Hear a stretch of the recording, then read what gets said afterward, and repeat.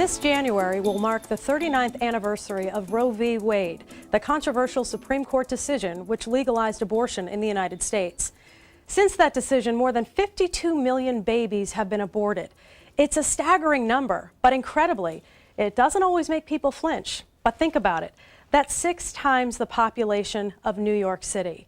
The central slogan that came out of Roe v. Wade is that women have the right to choose. That's our right. And for many years, those in favor of abortion successfully made the case that the unborn baby was just an extension of the woman's own body.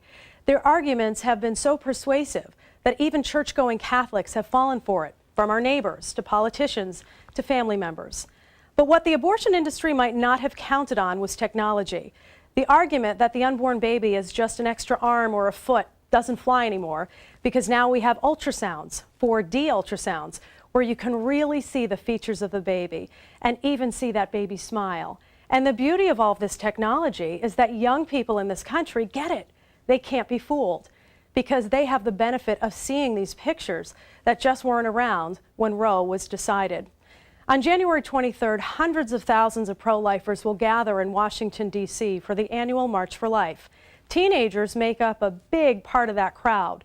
These teens miss a day of school in many cases, take an all-night bus ride just to stand on their feet all day in the freezing cold.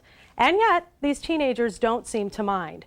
Even though it seems like an impossible struggle at times, Jesus is our hope, and he gives us our hope through these teens who will no doubt one day turn this all around. As we mark the 39th anniversary of Roe v. Wade, we pray for the hundreds of thousands who will take part in the annual March for Life in Washington.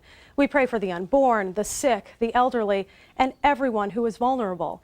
And we especially pray that someday, that we won't have to march anymore. For Lifelines, I'm Carolee McGrath.